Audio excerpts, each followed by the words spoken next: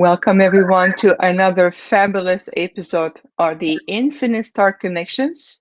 We are your hosts. My name is Vivian Chauvette, and I have my friend Jeff Demers. I am an Arcturian hybrid and also a transverse channel and a universal healer for my collective. I'm also the founder of the Infinite Healing from the Stars. Jeff is the director and the CEO of the Infinite Voice Project. He's also an ambassador for the Panti.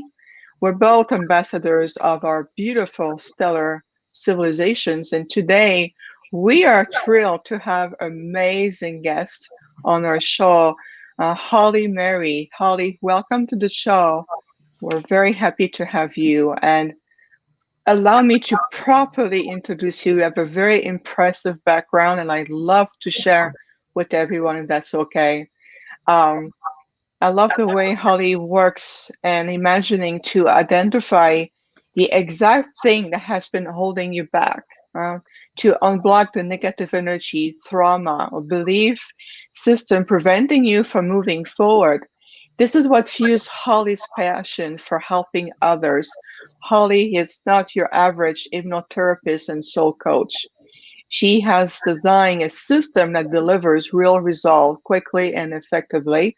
Holly uses a combination of modern knowledge, science, and ancient healing modality that work with the subconscious mind and the physical energy field.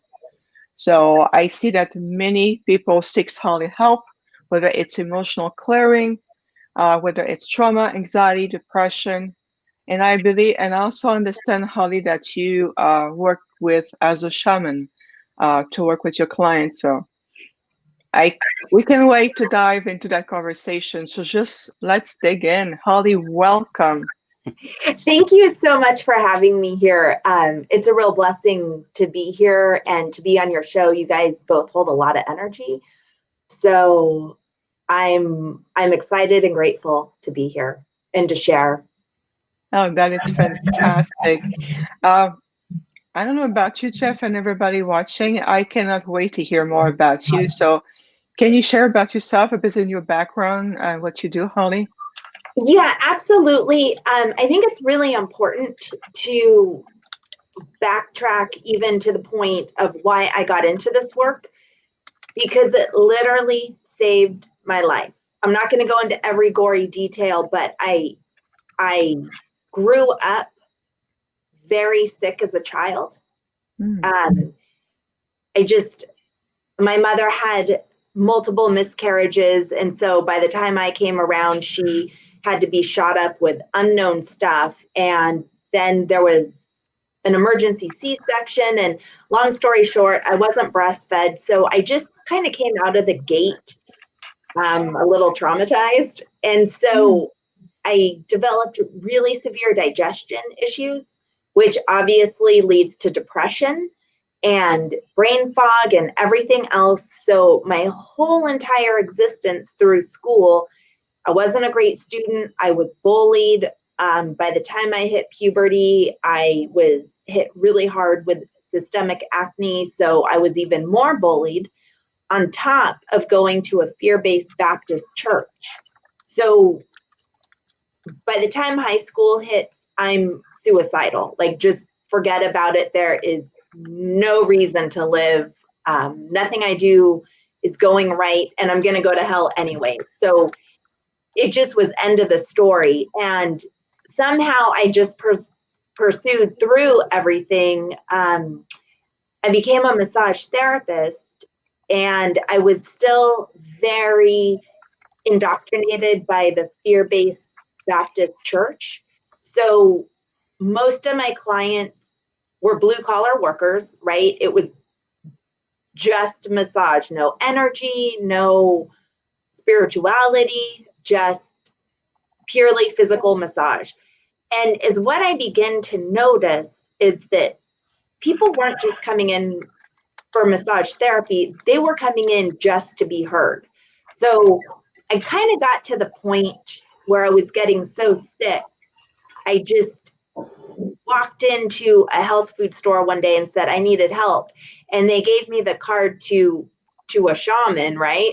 And so that's how I got on my path, because through my sessions with this woman, my everything started to clear up for me. Like everything started to clear up.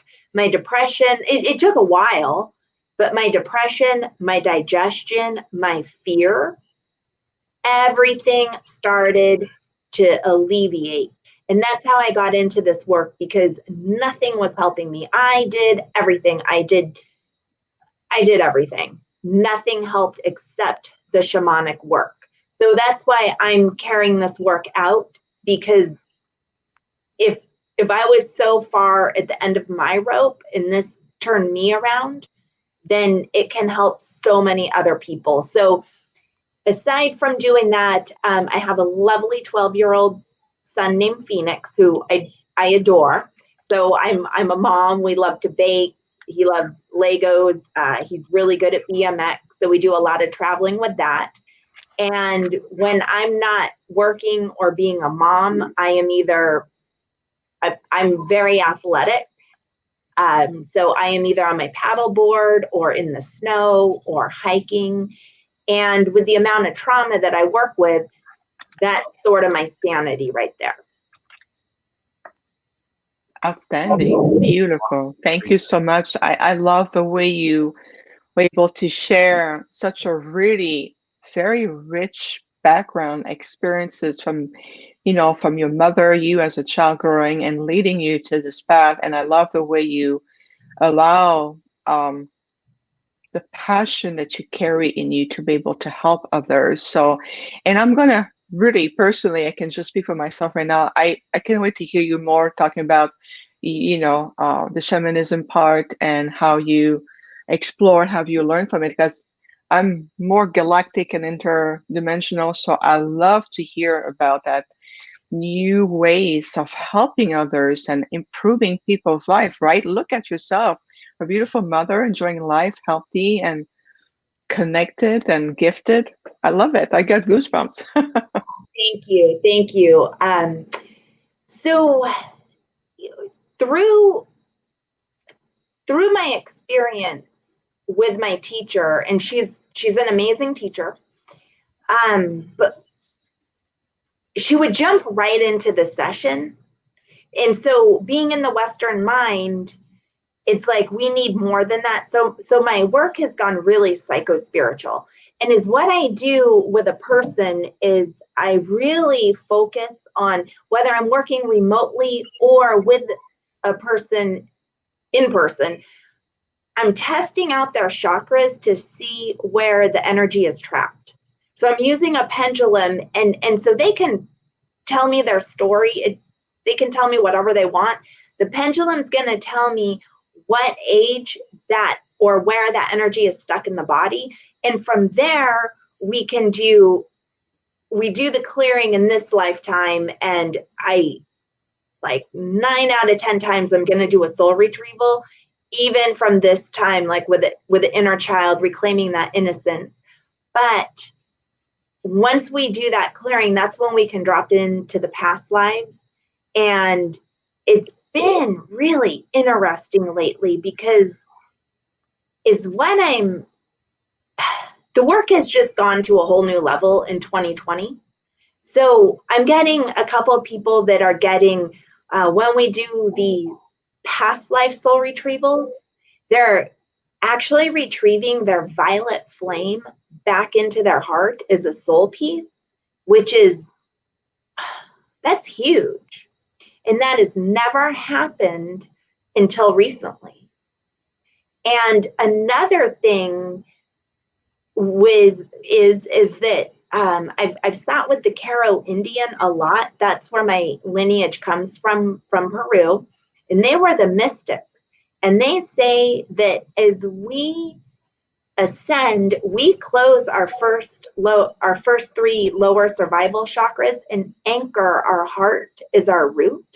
So these people retrieving their violet flame as a soul piece, to me, in my interpretation, they are literally anchoring this violet flame back into their heart to illuminate their ascension process and literally move out of their first 3 chakras so they can just open these galactic chakras waiting to bring them that knowledge.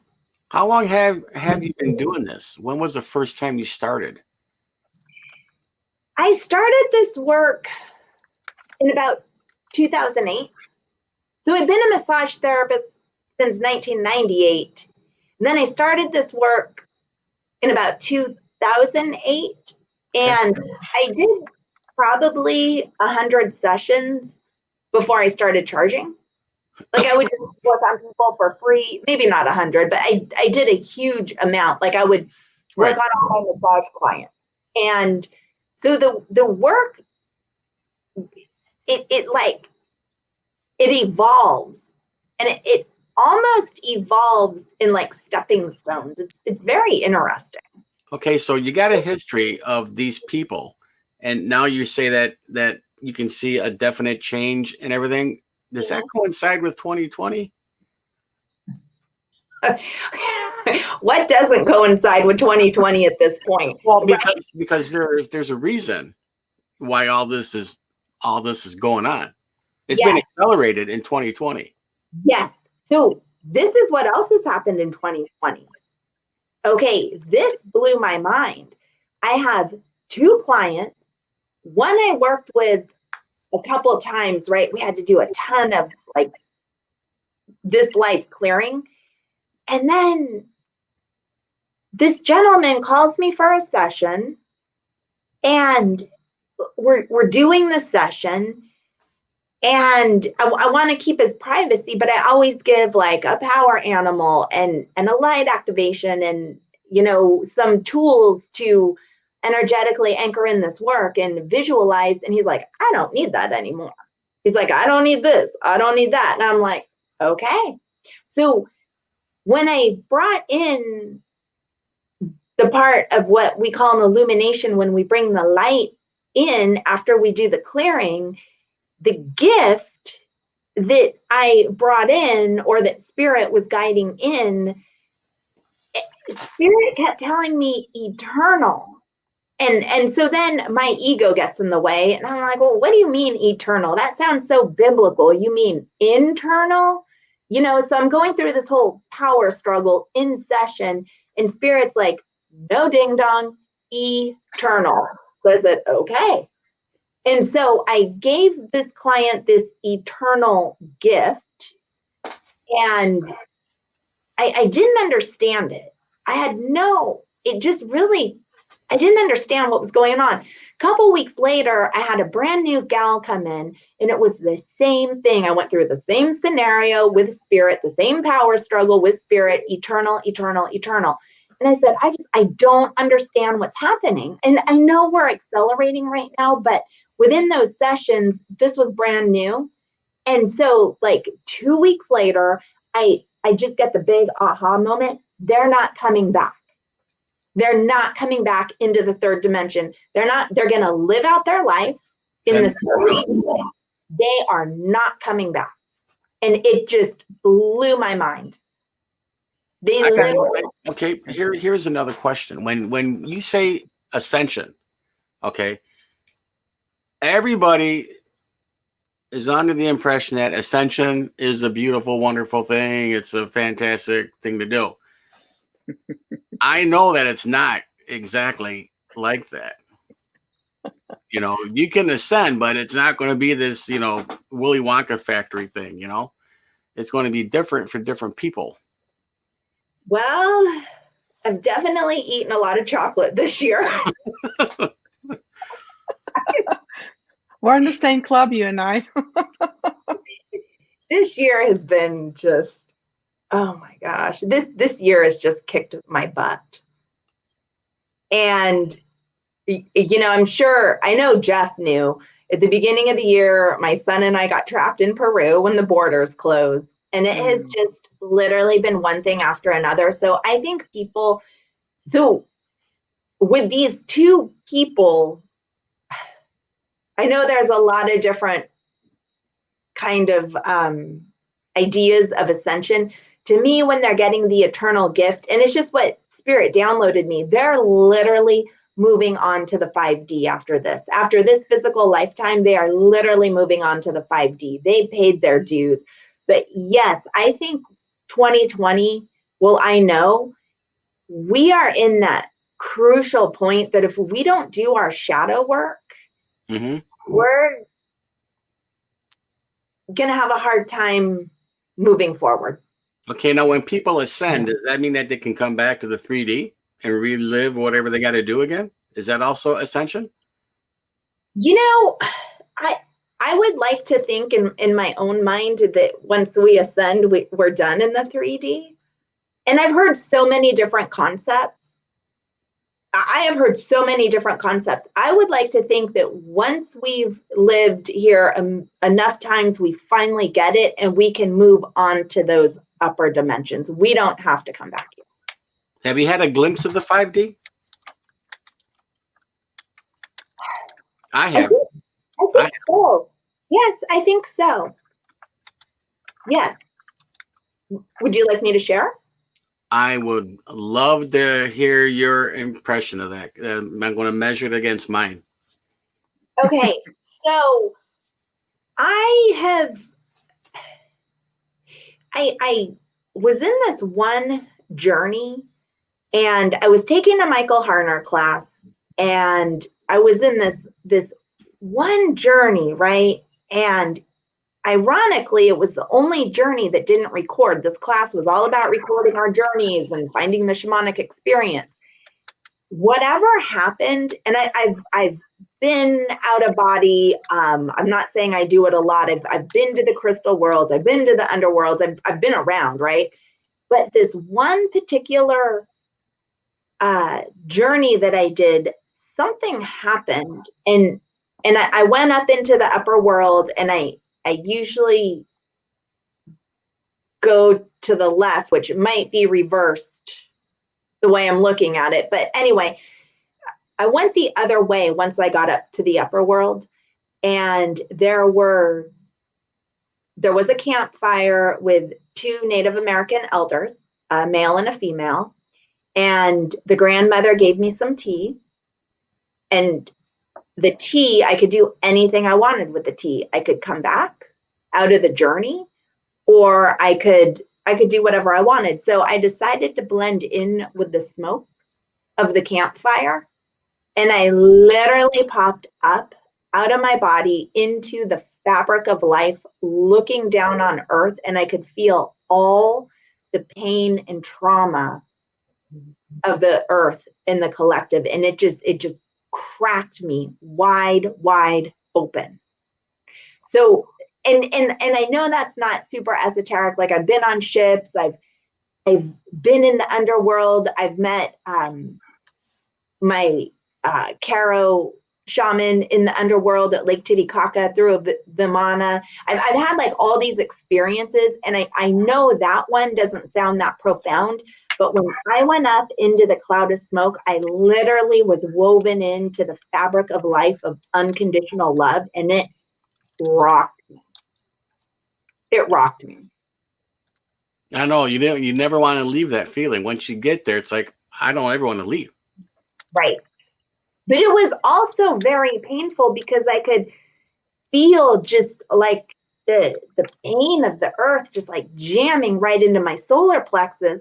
But at the same time, my heart was so open with compassion, and it was one of those emotional releases where you just like, it's like literally someone threw a sponge of water on your face. You just release so hard emotionally that like the tears are dripping down. It was one of those.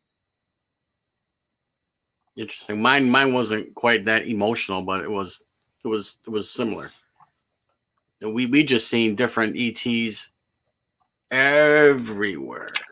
Just glad that we were there, and it was a wonderful experience. It was in the same spot, just a different dimension. We were there for about an hour and a half, but when we came back, I was so dog tired that I could barely walk. It's just such an energy drain because of this dimension.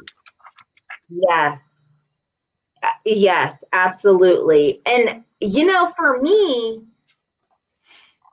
I guess now that you mention that, I'm surprised I didn't see ETs, but it's like I became nothing in one at the same time. Mm-hmm. So usually when I see ETs, um, my some of my sessions go really galactic, and that's usually when the ETs come in. Like I go all over the place, with my sessions, because I'm just mirroring back pretty much what the client needs to clear, what they're telling me.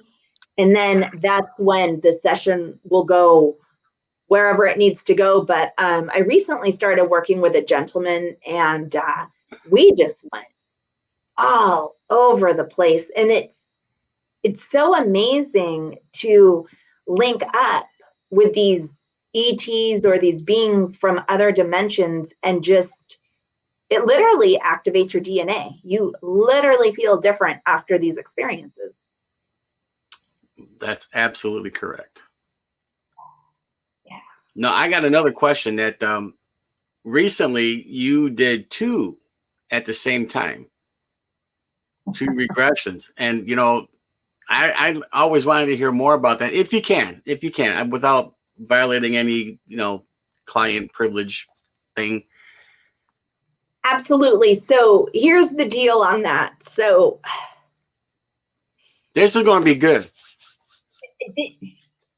well, I've acquired two really dear friends lately, and they are really, I don't know where they came from. I don't know. I mean, I do. I just, it was such a pure coincidence, like a pure convergence of how they came into my life. And one lives in my home state and one lives out of state. And the one that lives in my home state just loves to challenge me, right? But it's loving. It's like a cool banter, right? So she comes in person, but the one out of state is obviously out of state, right? She's remote. So I lay out my chakra stones, and they had already kind of come up with an idea. They're very psychic, they're very connected. And so the one in-person woman, she's like, I wrote it on paper, right? So I have the other one on the phone, and we're going through this regression, and I'm clearing out the chakras as we go. And we finally move into a state where all this information starts flooding in, right? But the other lady's not regressed. She's just kind of observing more and participating a little bit. So it wasn't the double regression the way I thought it was going to go. But we targeted it. They didn't tell me anything. And then the woman in my office slaps down a piece of paper, and I open it up, and it was the answer of what the information came in as. So it was really beautiful. But actually, that's not true. I did an anniversary remote clearing obviously on a husband and wife. So I laid out the chakra stones, and I told them, I said, this, I'm going to clear, let's just see what happens, right? And it was really beautiful. They had a huge experience, and they were able to kind of, we were able to co-counsel, right? Mm-hmm. So they were kind of, I was counseling them what's coming up, and it was all super loving. They were both really willing. And I cleared each of their chakras of where that was stuck. And they both really loved it. So this is kind of new territory for me, but it's working. And if both parties are willing, the energy just really ramps up and amplifies. It's really special. It's really an honor to do this work, as you guys know. So thank you so much for this, Holly. You better check the chat, because I can keep on for another couple hours. Yeah, I'm keeping the chat, and of course, I'll bring some feedback as well. So I have a beautiful question here for you, Holly, if it's okay with you, of course. Absolutely. It's beautiful. A friend of mine, I call her my Earth sister. She's amazing. So Gina is asking, would you mind asking your guest, Holly, to touch on the December 21st, 2020, the solar flash of the Mayans. And the reason why she's asking this is because, as we know, there's a lot of perspective on the ascension, and there's a lot of information that has been conveyed about the ascension. It's different perspective that leads to the same core, but Gina is curious to know in that regards of the solar flash for the Mayans, apparently on this December 21st, 2020. It's interesting that she's saying 2020 because the calendar is off by 8 years. Right. So I'm gonna assume, and I'm happy for her to correct me, that she knows it's off and she's really referring to 2012. And I think is what's going to happen is, I don't know if we're exactly going to get the solar flash like other people are saying, where we just get obliterated out. I think, and this kind of goes back to reading Barbara Handclough, I think we're going to get a solar flash that's going to upgrade our DNA to the point where we're just going to start creating this whole new reality. And I can't stand any sort of suffering, but I feel like people who aren't on board, whatever their karmic past is, or, you know, beyond what we know, I feel like people that aren't on board are just going to go insane and just not make it. But I feel like we're going to have this activation to the point where we're able to source directly from our star brothers and sisters and just completely co-create this world of abundance and co-creativeness. But I also think it's going to take a couple years too, because I was sitting with the Hopi, I don't know, a couple years ago, and they say, maybe it's only 2 years ago, and they said that fire is going to consume the earth. So I feel like we're going to go through this huge cleansing process. And again, like, I can't stand any sort of suffering, but I think we're going to see a lot of the physical bodies maybe move into a transition where they need rehabilitation. Okay. Thank you for that. Yes, when you said a Hopi, that really resonated with me, because I did spend quite a bit of time on the reservation, and I was invited by an elder a few times to even be there for the Kachina dance. And I saw with my own eyes their prophecies, the prophecy stone. And then they talk about the separation, which is also an aspect in a different wording. We have a different perspective. What the Octurns are saying in terms of a shift in the timelines. We're moving into two different timelines. So thank you so much for this, Holly. I have another question for you, if that's okay, from Red Roses. Can I ask, what does it mean when someone keeps having the same triggering experiences, and then the feedback is that other people say, as within, so outside? As an example, and just if you can give an example, of course. So what does it mean to keep having those triggering experiences when it's supposed to be, a reflection of inside out? So a really easy one is when somebody comes in and they have a problem with their spouse. It's always a parental issue. So is what happens in my line of work, in my research, is what happens is we go through a point of trauma in our life.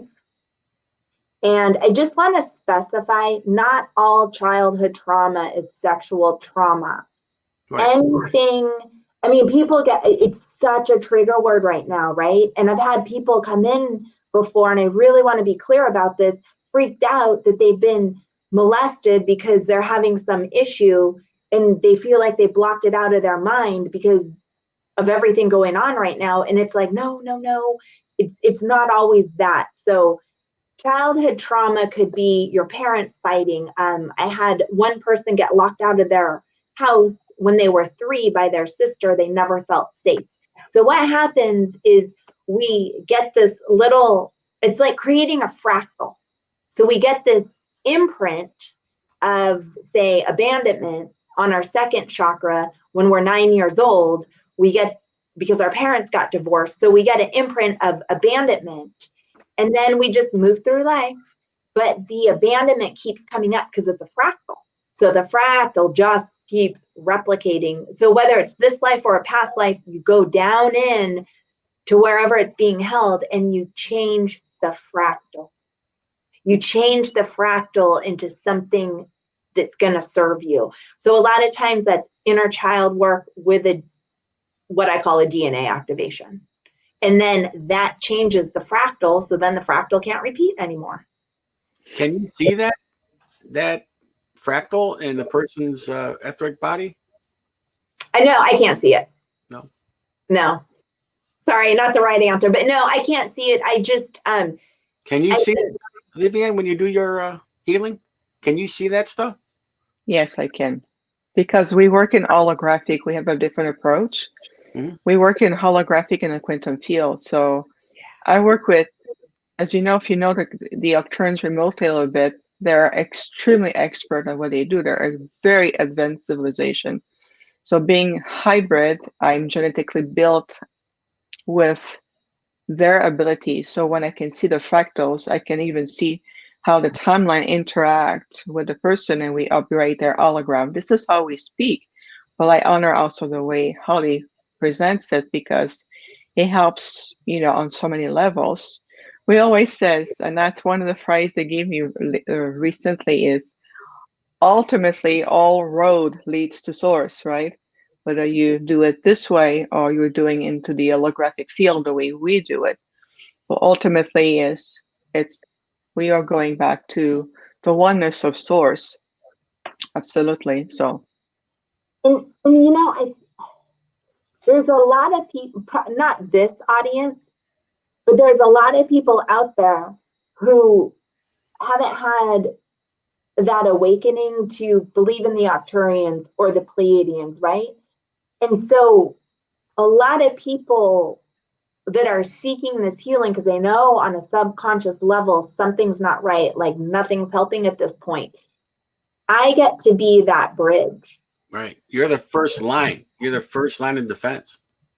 Yeah. And so then, and I do have healers that work on more, holographic aspects that I just refer them out. But and for some reason, I'm very approachable and I work with a lot of men. And I think it's because I'm kind of blunt and I'm athletic. So they And can you read. love the snow. You love the snow, Nicole. I'm a little blunt. So it's really an honor too to get these men in that will literally move back into their childhood trauma and deal with their shadow aspects. And I don't know where you stand on this, Vivian, but for me, I don't feel like I can move through my ascension process. When I am with a client, I do see certain things, but not to the level where what you're talking about. If we're not clearing out these lower survival chakras, all this is going to be clogged. Like I have so many clients come back to me and they're like, oh my gosh, we just worked on childhood trauma, which is huge and brought back that soul piece. But then they're like, I'm getting, my psychic skills are increasing. My intuition is increasing. And it's because when we clear that lower trauma, now we can see more. We can see with clarity. of course, everything is related. Everything is interconnected. When you work into the primal chakras, moving up even all the way to your universal chakras, it's all aspects of you. And allowing one of the things that's very important more and more, especially as we're moving into the new era of consciousness onto the planet, even through the grids of the earth, is allowing all of us more encouraged with our supreme self, our higher self. Because ultimately, all healers, whether it's you, myself, and others, we are bridges to help people to be able to heal themselves. We are, I like what you say, first line of defense, bridges, communicators, we're facilitators. Ultimately, it's the higher self who dictates what the healing is going to be. I've seen instances, I'm pretty sure you may probably have the feel the same way, Holly, in terms of you can guide them to childhood trauma, past life trauma, bring the soul fractal, do all the work, and they go back to what seems to be same pattern. And I always ask, is that something that at the soul comes to me and says, I need to learn that lesson, let me be. And I say, okay. And I will convey that information. It says, right now, what we can do is plant the seeds that will be activated, but you need to go through it because it's a piece of evolution or a key that you need to go through that. And you don't consciously remember, but there's definitely an aspect about that. So I love all of this. I feel that we're all in this together. Love the uniqueness that we all bring, the gift, the abilities, your light, your frequency. I honor everyone. I think it's just beautiful. Can I share a healing that I had by the Arcturians? Of course. Okay, that same Michael Harner class, and this was like 8 years ago, that I was taking where I had that experience when I went into the fabric of life. About 2 months prior to that, I had a really bad fall, and I fell so hard that I literally felt my pelvis go like this. Like it was bad. And by July, I could barely walk. And there was a gentleman, he's from the Midwest. I didn't keep in contact with him, but he was in the class and he's like, hold these pyramids. They were orgone pyramids, and they were specifically designed for him to beam out to the Arcturians. So I said, I need help. So I beamed out, everyone's staring at me, but I did the best I could to ask for their help. And I will tell you, at 4:20 in the morning, I got flung back into my body so hard. I mean, like, they weren't nice. They were just like, oh, I mean, it didn't, they weren't, it wasn't painful, but I mean, like, they flung me back in my body. They're like, we just worked on you. And I woke up and I was like, what just happened? And then I went back to sleep immediately, and my hip was 100% healed, 100% healed. That's fantastic. I mean, I just absolutely love them, and definitely. So thank you so much for sharing. It's just very honored to be a part of them for sure. We have a few questions in the audience building up. If that's okay with everyone, Holly, is that okay if we convey the questions to you? Yeah, thank you. Mike is asking, how can I clear my negative energies which have been bothering my upper left arm? Oh, that's interesting. Mm-hmm. That is very interesting. For me, when I get to a point where I can't clear something, I go to a facilitator. So I would recommend to Mike that he finds somebody who can regress him back to the point where this started happening and clear it. Like, we can clear great amounts on our own, but I think at some point we need to turn to somebody to really help. It could also be the trauma could also be from a past life causing crystallized energy. Like, he could have a cuff on his arm. He could have a bullet in his arm, like all etherical. He could have been shot in a past life, or, mauled by an animal, and that wound has formed crystallized energy. So a lot of times when we remove the crystallized energy, the pain goes away. But it sounds like there's definitely some trauma with that as well. When you go to and you heal people, is it an instant fix, or do they have to wait a little bit, or what's the time frame that they can be healed? It kind of varies. Some people, like I just worked on this woman, and like I have several clients, and I love them. The next day, they're just like, I woke up totally different. Like whatever happened, I woke up totally different. And then I have other clients, and I'm the same way. I always get so disappointed after a healing because nothing happens. And then 2 or 3 weeks later, it kicks in. Mhm. So I think it depends on the individual. And I honestly, I don't know what that's about because I'm the same way. It's like, well, nothing happened. You said you were all this and that, but nothing happened. And then 2 weeks later, it kicks in. It's so odd. So I don't know why some people get these like miraculous, spontaneous things. I literally think it has to do with what's opening up in the brain. And I think some people just have this activation in the brain quicker than others. And I also think too, sometimes that when we're taking the energy body out to work on it, there's a slower integration process for some people. Okay, that's interesting. You mentioned the brain. Don't you think it's higher than the brain when those healing takes place? The way I understand it, the brain is just the mechanism that work things out. It's more consciousness, is it not? The higher Not self. the brain, the mind. Ah, yes. Thank you for that. Thank you. Yes, Okay. I think and you're right. The brain's it's just an organ. Hmm. So sometimes I'll get people in and I'm like, point to your mind. And I'm really glad that you caught that because that's important. And every single time they point and they said, that's your brain, where's your mind? Right. And they're Hmm. like, so yes, the mind, the consciousness, I think it opens up different aspects. I And agree.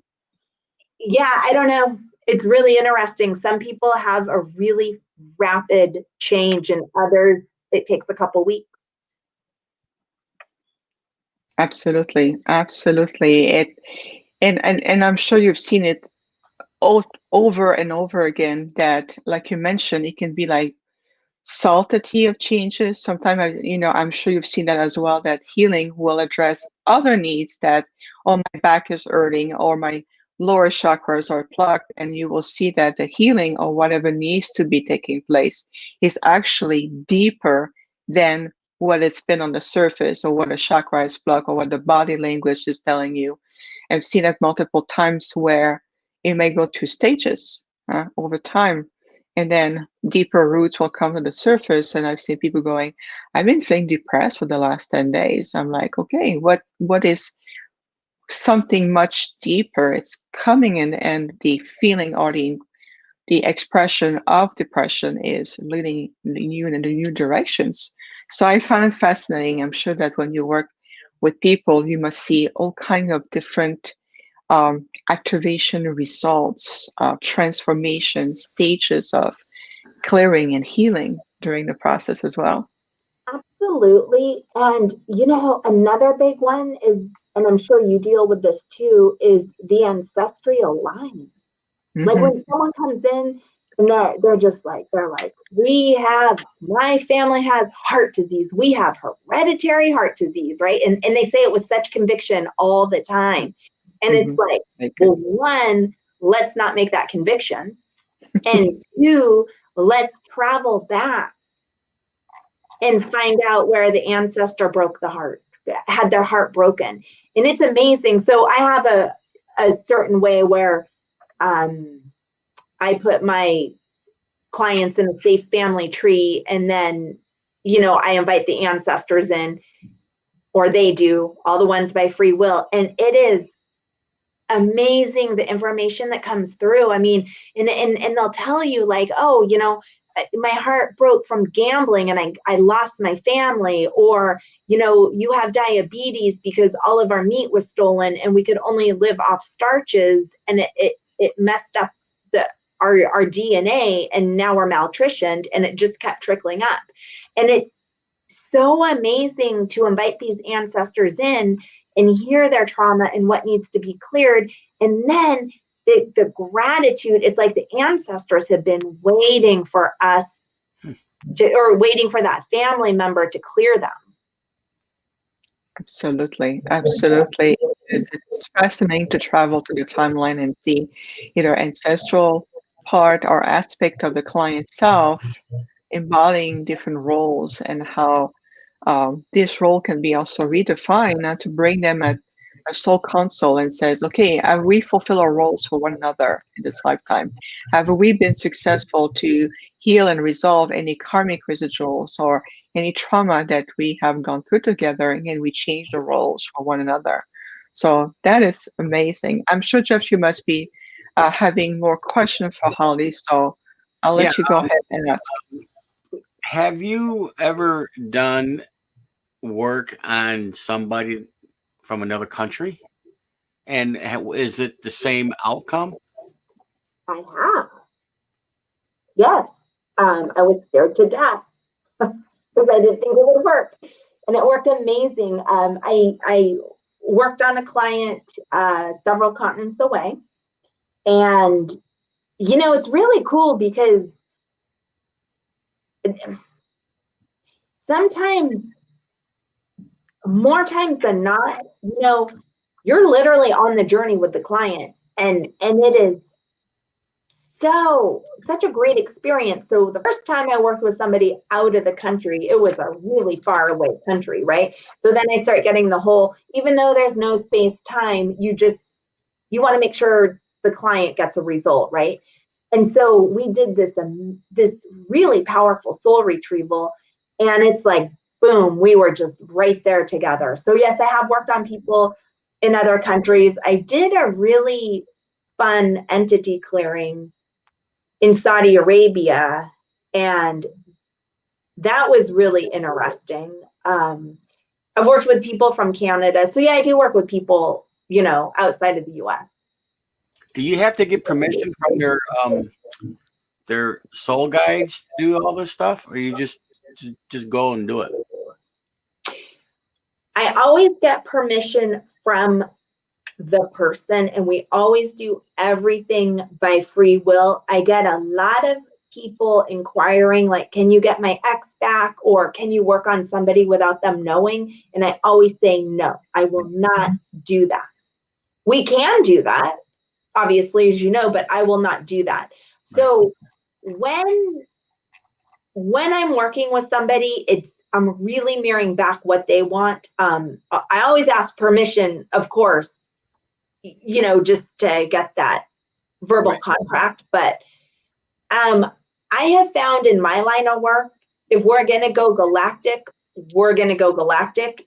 It's like their higher self is like, boom, let's go. If we're going to stay in this lifetime, that's where we stay. And it really is, it's almost like the higher self for them is communicating where they need to go or where they don't need to go. But can I bring up a piece that Vivian just brought up about the karmatic ties and how we can kind of change and jump timelines? Oh yeah, please. Okay, something really important is a lot of,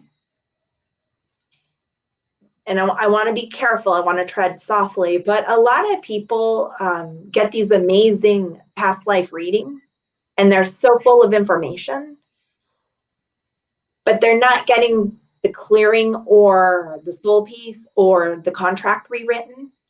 And I think one of the most important things we can do when we're discovering our past lives is to rewrite that contract, because that changes the karma.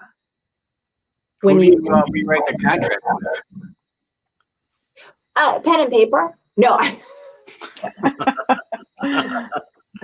No. When the protocol I do for a past life, usually there's sometimes the client moves really fast. But in my lineage, the protocol that we do is we meet Waskar, the keeper of the underworld, and then we go into 4 different chambers. We go into the chamber of wounds, which is the point of where we died. So we get that information. Then we go into a chamber of contracts. And obviously this is all, in our mind's eye.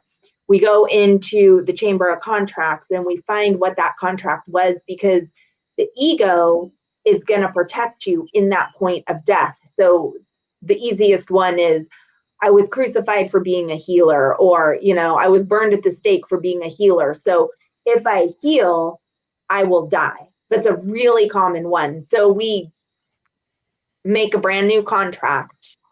We null and void that contract. We make a brand new contract. Then we go into the Chamber of Grace, where we retrieve that lost soul piece. And then we go into the Chamber of Gifts and we get a gift, like a divination. So my work is like really enriched with soul pieces and gifts of divination and power animals. And these are used as tools to really empower the client, so they're not just coming back for more work. They can go, and that's my whole thing, right? We want to empower people. We don't want to make them dependent on us. So I want to give them enough tools that they can be like, oh, I'm not, I'm feeling out of sorts. Let me check in with the inner child, or let me use my tool of divination. Let me use that sword to slay these negative emotions. So it's very psychological as well as spiritual. And I find that people needing that first bridge, it's really important for them to have these tools. It's super helpful. I had one gal that was young and she had such bad social anxiety, like it was horrific. And I gave her this light to use, and she was going to a huge sporting event, like they had box seats and everything. And I said, you use this light when you walk in. I said, you walk in like you own the place. You surround yourself with this light. And this young woman who had such severe social anxiety used this tool, and boom, walked in, had zero issues. Yeah. So like I said, I'm on the front lines, right? So after, so many sessions with somebody, and then they get to that point, I would refer them, if they want to continue their work, to someone like you, Vivian, like somebody in the more, I'm not going to say my realms aren't high, because we've been to the healing chambers in the crystal worlds, like where souls get regenerated. But, there comes a point in time where it's like, I'm on the ground, I'm working with the emotional body, and it's like I get down and dirty and carve out the trauma and replace it with light. And then you have a different aspect, and it's cool because it will overlap. But like you said, all roads lead to source, which is much better than Rome. All roads lead to source. And so it's like, are you going to get there in the pickup truck, or are you going to get there in the Cadillac? Interesting. Fascinating. It really is. Thank you so much, Ali. Thank you very much. Little question here from Simon. So, hello, Simon, all the way to England. We are very pleased to have you. Simon is asking, could you please ask your guest if she is from a shaman lineage, or did you have these experiences from an early age? And forgive if you mentioned that before. Can you please share again? Oh, no, absolutely. So this is actually the first interview I've ever done where I didn't go into my spiel that I'm not a shaman, I'm just a shamanic practitioner, blah, blah, blah. Because we really don't want to have too many labels, and that's a heavy label to have. So I was trained through the Caro tradition. So the lineage is passed on to me, because my younger days were so filled with illness and trauma. And Simon, I hope I'm answering your question. I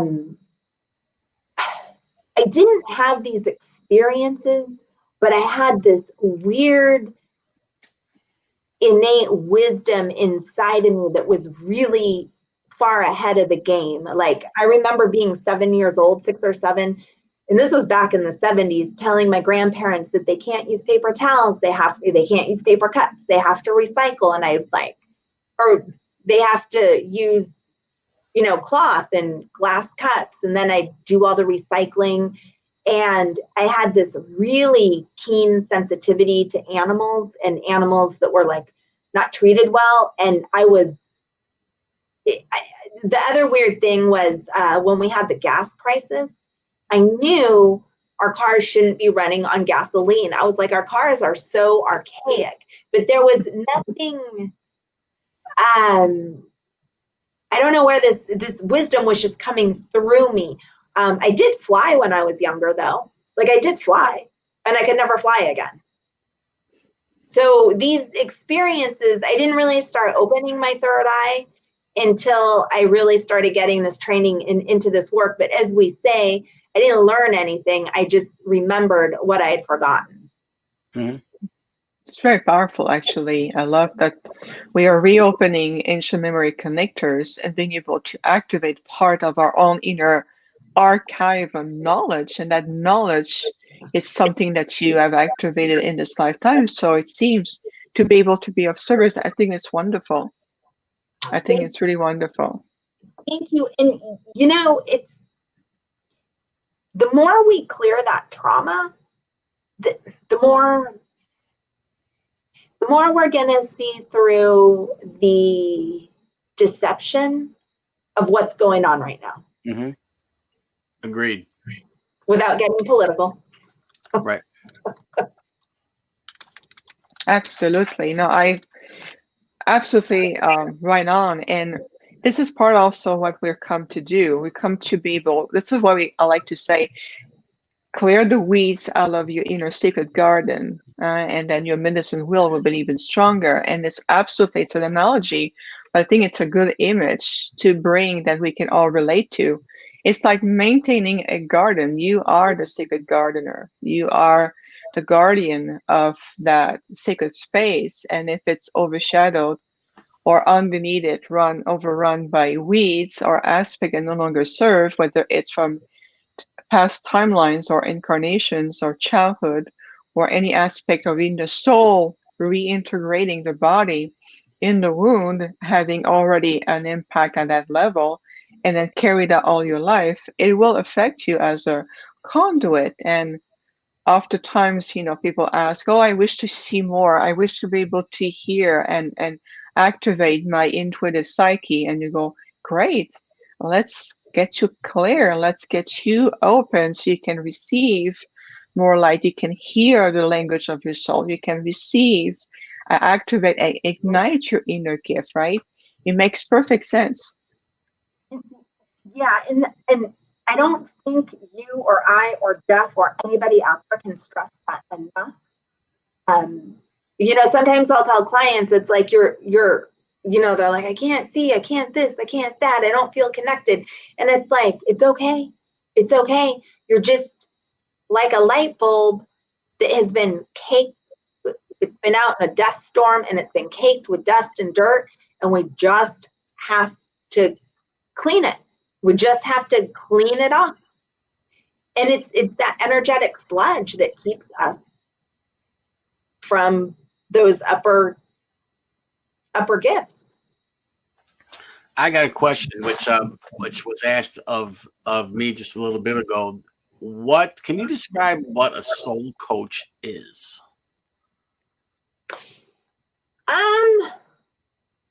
It's a marketing term for a shamanic practitioner.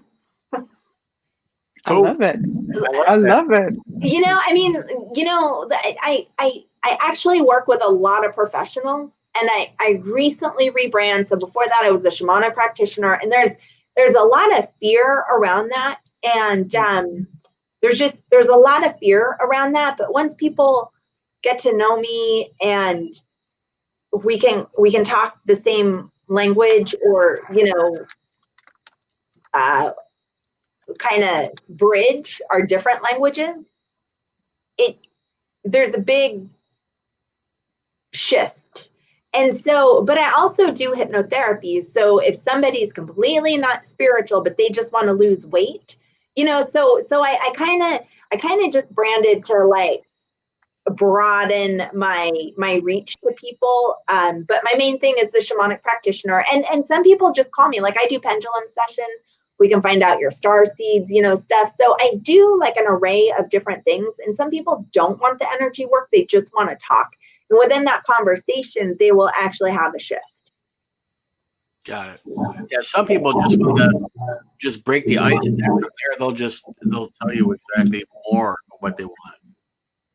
And that's okay, because some people have really strong religious beliefs or, whatever. And so they just want like a tip of the iceberg, maybe just a different perspective.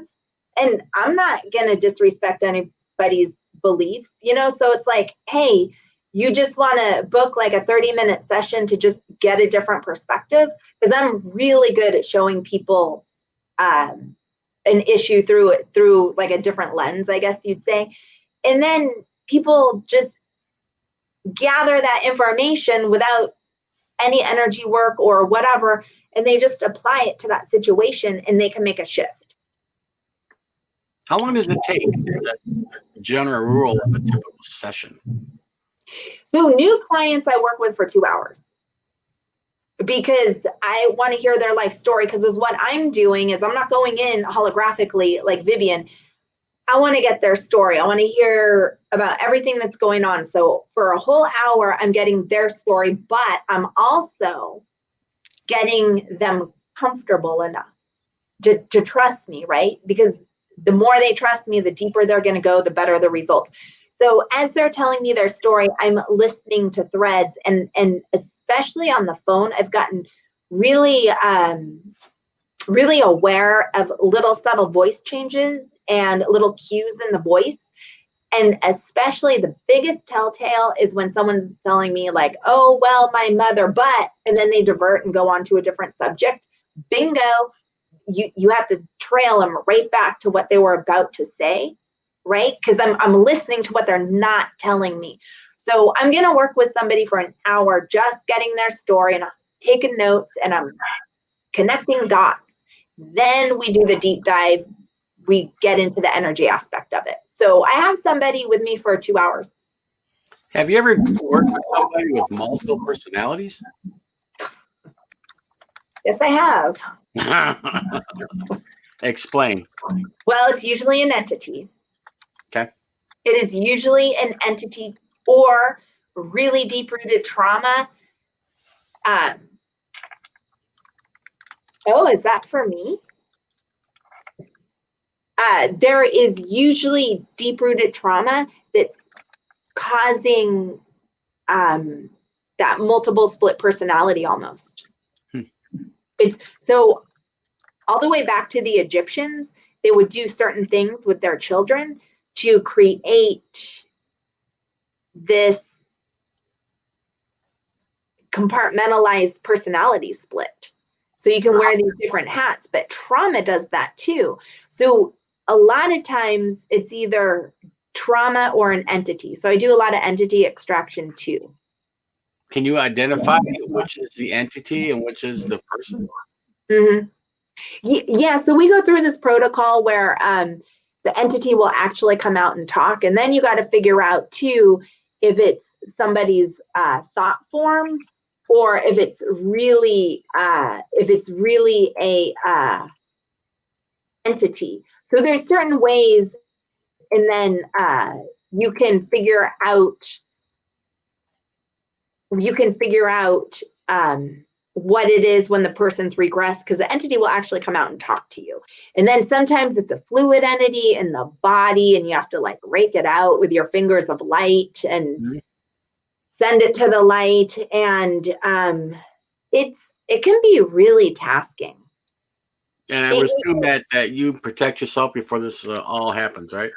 Yes. And then other times entities are just like, bloop, they're out of there. It's so easy. They're ready to go. But other times they really want to hang on. And so a lot of times when these entities really want to hang on, it's because the person is unwilling to let go of something.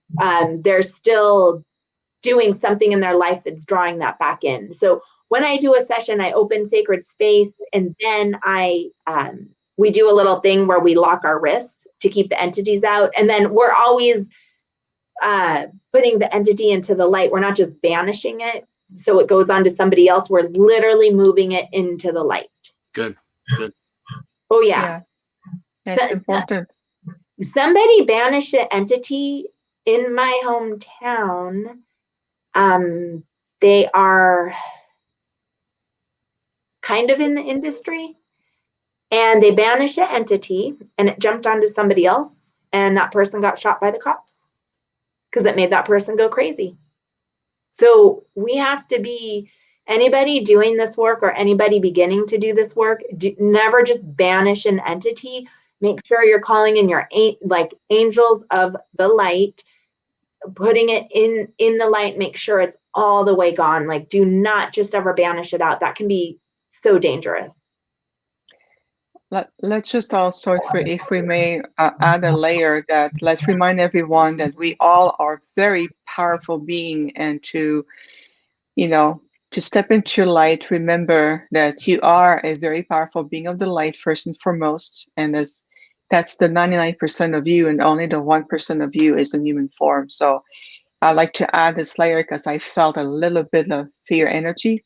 So I just want to bring that up to that state that never underestimate you to come first and foremost in all of this. And just a little wisdom my team just share with me.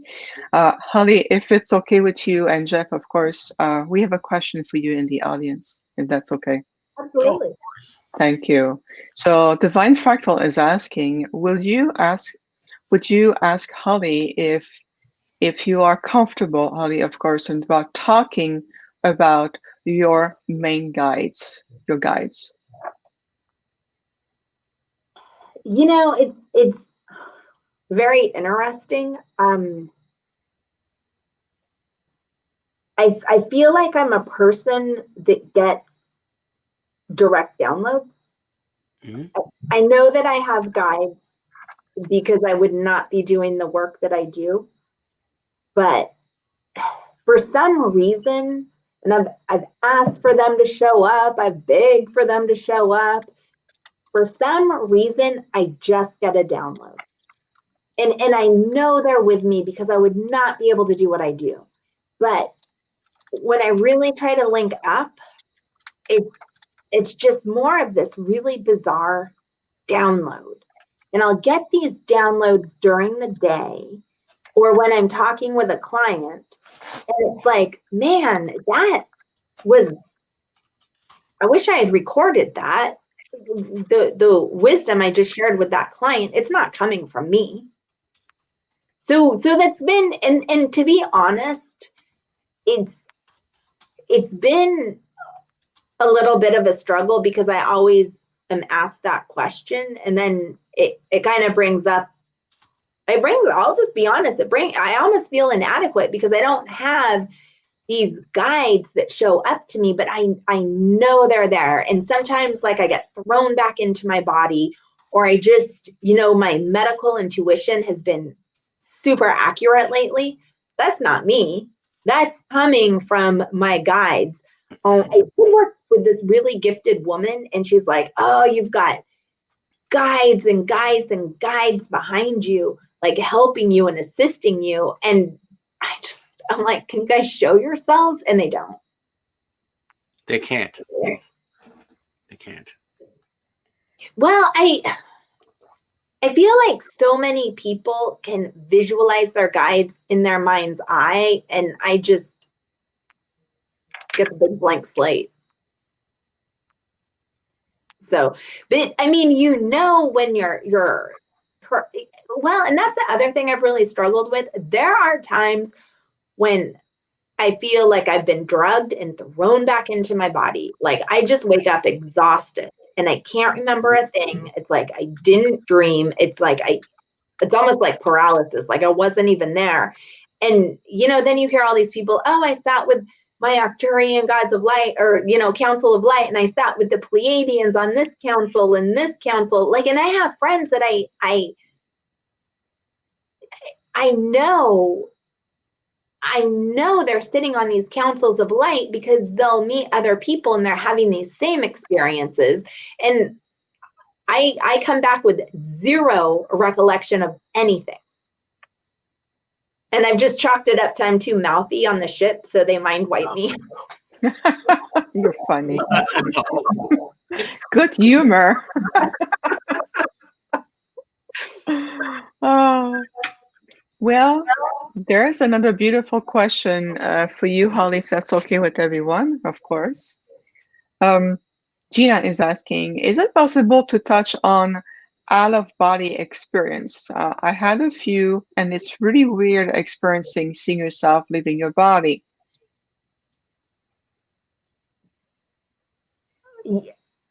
Yes, I have been out of my body.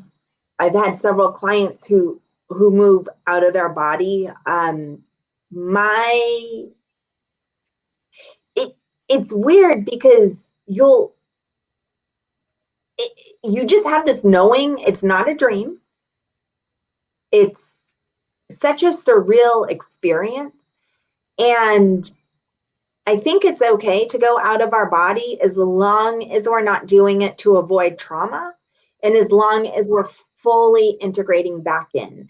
Like, I think one of the biggest problems is, and I don't know if there's more to our question, but I think one of the biggest problems is that with the light codes coming in, with the solar rays coming in stronger and the Schumann resonance and just, our galactic help coming in, I feel like the veil's thinning and I feel like we're able to do these extraordinary things now more than ever. But I feel like there's also a lack of control that comes with them. And if we're psychically reading somebody or astral projecting into somebody else's space, I think that's a huge lesson that we need to just learn how to control our gift.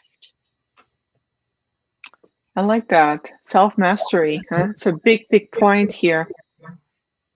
Mm-hmm. Absolutely. Absolutely. And because we will pick up on things with other people, but it's not our place to surely free that information without asking permission.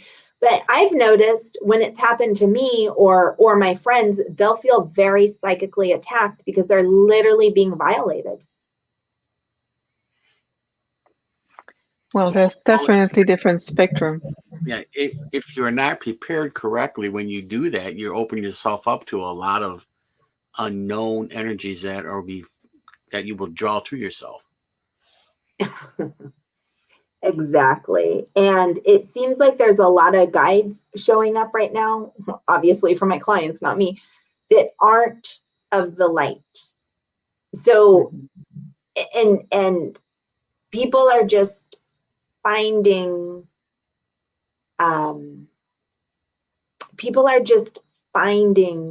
these guides randomly, and a lot of them are imposters. And so is what we have to do is always ask if they're from the light. And I'll see this a lot more with people who aren't really diving into their shadow work. They're kind of spiritual bypassing. And when we're spiritual bypassing, that's a huge invite for negative guides, negative influences to come in. Absolutely. And asking if they are of the highest light is always part of the protocol, at least 3 times. Because you're correct, there will be those who will personify, I'm Archangel Michael, or I am this high level of angelic being, or I am an Arcturian, or I am this master, and they take on the demeanor or the personality, so to speak, of who they say they are, but they're not in compliance with who that being is. So you have to ask, absolutely. We have a question for you from Carrie, if that's okay with you, Holly, of course. Asking is that, talking about entities and what you mentioned earlier, saying, well, we don't need to perceive them as necessarily bad or harmful, yet an opportunity to grow, learn, and ascend. Would it be accurate that entities are a learning lesson on how to clear fear, for example. That's interesting. So for me, an entity is a trapped soul. So a lot of times when people have these entities, it's because they haven't crossed over yet. That's all. It's just a lost soul that died out of trauma or don't know they're dead and they need to be crossed over. I have worked with demonic entities before, and they are literally just, I've worked with full on possession, which I am fine if I never do again. They are fully here to wreak havoc. They are in the fallen Luciferian. They are here for one agenda, and it is to take our energy, to feed off. They will to feed off us in any way. They will destroy our health. They will destroy our finances. They will completely take us down because we are in a spiritual war. But the entities that are less harmful, like the ones that are turning on and off your lights and making things fall in the house or whatever, those are usually just souls that need to be crossed over, and they're just asking for your help to cross them over. So I do a lot of that, and I'll find a lot of family members that need to, a lot of family members will attach themselves once they die because they don't know they're dead or they haven't crossed over. And there's a very, very easy protocol to cross them over. But you don't want an entity on you. And I just did a pendulum reading for somebody, and they had this brand new guy coming in, and sure enough, it was malevolent. It was not benevolent. It was malevolent. And so we've got to be really clear. Like you said, Vivian, ask 3 times if it's from the light, but we're not a bandwagon. We do not need these souls hanging on to us. They will not do good. Even if they're innocent. And I get all the time, oh, my mom passed away. She's hanging out to be my guide. Well, one, it might not be your mom, so you have to put salt on it. Something I learned from Laura Van Tyne, a good friend of mine. You have to salt the entity to make sure it's of the light. And 2, no, your mom needs to be crossed over. She needs to be rehabilitated. She needs to be in the light. Thank you. Really good. Yeah, good point. Very good point. Holly, how can people get in touch with you? How can they reach you? My website is hollymariesoulcoaching.com. And Can you repeat that, please? yes, it's hollymariesoulcoaching.com. Okay. And I'm on Instagram, Holly Marie Soul Coaching, and I am on Facebook, Holly Marie Soul Coaching. Awesome. Awesome. I just want to make sure that I put it in the chat room for everyone to see. Thank you. I want to, oh yeah, of course, you're our guest. I want to make sure that people have a way to connect with you. And so that's why I asked you to repeat to make sure I have the perfect spelling. And it's there. Thank you so much. So that people can get in touch with you. Absolutely. Amazing. I don't know about all of you, but it's been like, whew, just flowing. I feel like we are in a time warp. It feels like it started and then we got accelerated, and then the sharing, the flowing between all 3 of us. And of course, everything you have shared with everyone, Holly. And then the question audience has been very involved with you. And I'm getting a lot of thank yous, great information, wealth of information that resonates with me. I need that. Yes, my chakra, I feel like it's plugged. I feel like there was a lot of validation along the way. And I want to give you those feedback because you don't see them as much probably because you are focused giving answering all our question and interacting with us. But I monitor very carefully everybody's thoughts, what they're sharing, impression. So there's a lot of gratitude that's been shared. I wanted to make sure that you have that feedback for you today. Appreciate that. I appreciate everybody who tuned in today. Really, that really warms my heart No, I don't see any chat. I only see from you and Jeff. So I'm not seeing anything, but thank you. And it's lovely to share, it's just, I feel like there's a lot of hopelessness right now, and anybody and everybody can find a way out. And, whether it's Reiki, whether it's shamanic work, whether it's your holographic work, Vivian, like everybody can start to find their inner divine. It's all about sovereignty. Because once you jump into that sovereignty and you claim it, that's when you're like, I don't care what the doctor said. I don't care what the boss said. Like I'm paving my own way. I got one final question for you. What is the youngest age that somebody could get a hold of you? Well, like is there like an age that people start to figure out, like maybe I should give her a call or something? I worked on a 5-year-old. That's interesting. And okay, so this is really weird. It was a friend of mine, and oh man, I worked on the 9-year-old, then I worked on the 5-year-old, and I want to protect identity, but the mother is kind of in the industry, so she's like, I really want you to work on my kids. I'm like, okay, but she was like mama bearing me, right? Like she's right there breathing down my neck, and the 9-year-old was easy. The 5-year-old, I was like, how do you light activate a 5-year-old? Like I was really kind of grasping at straws. And so anyway, we did what we could. And then I brought in gold light. And so I had the 5-year-old, and sounds silly, but let me tell you the result. I had the 5-year-old picture a gold monster truck going around each chakra clockwise, and look at the clock, the gold monster truck going from 1 to 2 to 3 to 6, right?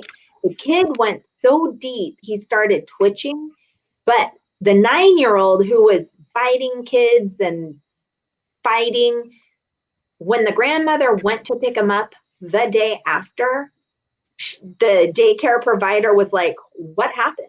And to this day, and I just had dinner with the family the other night, to this day, and this was like probably 8 months ago, the kids have totally changed. So if the child willing, and obviously with permission from the parents, I work on kids all the time. The 5-year-old was the youngest though, for sure. But the results are amazing because kids are so Adaptive? Are they like a more adaptive to what changes? Mm-hmm. Mm-hmm. In fact, I'm going to work on my 12-year-old either today or tomorrow because he needs it too. Mm-hmm. And I think children are really suffering right now with this whole crazy COVID. I think children are really getting knocked off their Right. kilter, and especially with, like, I won't mask my child. He just doesn't wear a mask, and the store people just, I guess I look a little cray-cray, so they're like, okay, like they just ignore it. But to see all these children because I'm really protective over my kid, to be muzzled and masked. I mean, what is that doing on a deep psychological level? They are being literally conditioned Correct. to fly for the rest of their life.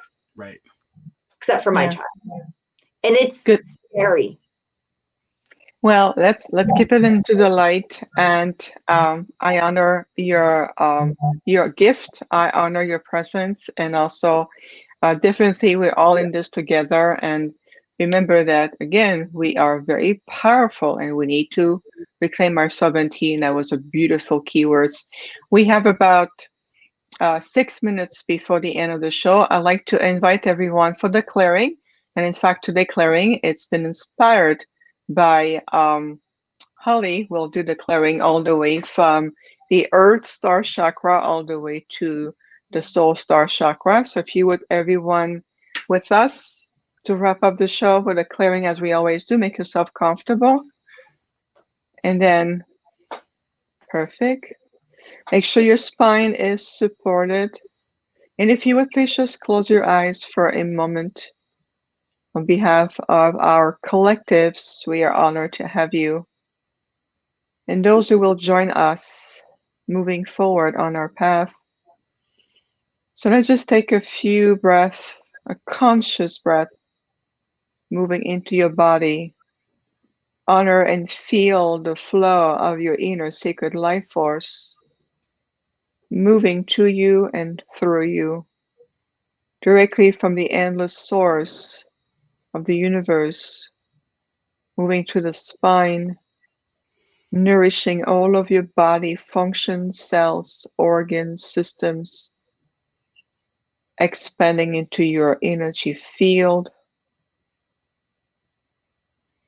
And as you breathe deeper and slower, we invite you to feel the chakra of the sole of your feet, powerful grids of light that regulates your entire body systems, as well as allow you to feel the crystalline and the electromagnetic field and grids of the earth.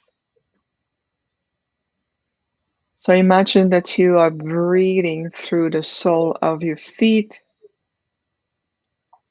past your earth star chakra,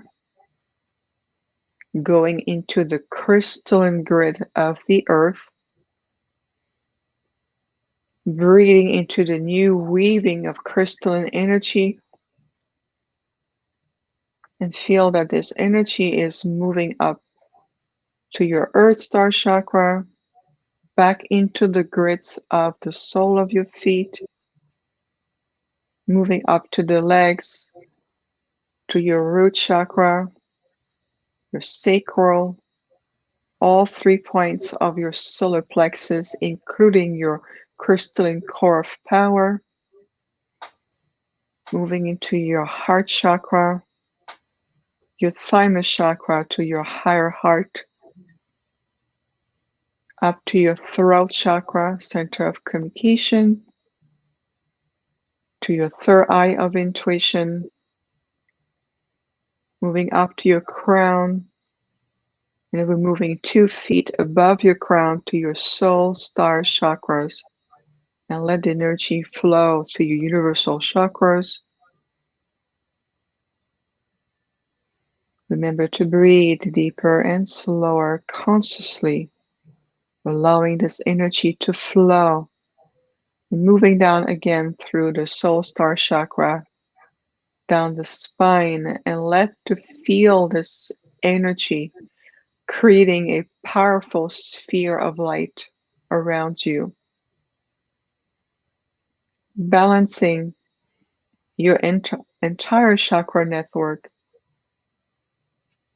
all layers of your bodies, expanding into your auric field and connecting you to all there is, all the multidimensional aspect of yourselves, inviting your supreme self to be a part of the activation, letting go of all that no longer serves. And remember, I stand in my light. My presence clears the way.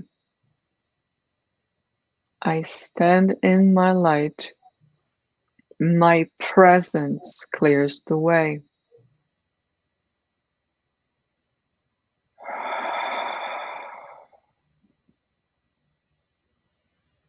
Just allow the magnificence of your light to flow through you and as you.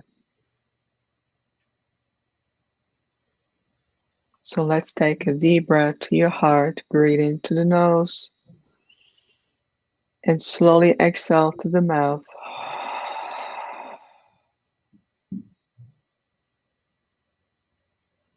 I stand in my light, and so it is. Beautiful. You're welcome to open your eyes. Feel grounded, energized, and balanced. Perfect. Oh, yes. Namaste, everyone. I can see in the chat room, great show. Thank you for all the questions, the answers, the sharing. Thank you so much, Holly, for being our wonderful guest and bringing your light, your love, your passion, your gifts. I know we are both very grateful that you have accepted our invitation, and of course, on behalf of everyone who partake today to the show and will be continuing to listen and discover your gifts and what you have to share today. It's been an immense pleasure, so thank you. You are so kind and gracious. Thank you. Honestly, the pleasure has been all mine. I've been really excited for this. So Uh, th- thank you. And it's really been great to connect with you, Jeff, face to face. Yes, And finally. yeah, so I just appreciate this so much and everybody who listened. Thank you. Thank you, Holly. yes, thank you, everyone. Namaste, everyone, from wherever you are around the world, and we honor you. And we will see you on the next episode of the Infinite Star Connections on Sunday, October 11. We have Mary Rodwell, who will be our guest. We'll have a fantastic time together, and she's going to be all the way from Australia, speaking with all of us. Everything will be, of course, advertised. Check out the Facebook page of the Infinite Star Connections. This is the official Facebook page of the show. We post everything there, of course, information about our guests, past episodes, upcoming ones, and we are growing together, definitely. So thank you very much, all of you. And Ollie, a pleasure. I will see you, all of you, very soon. Namaste. Thank you.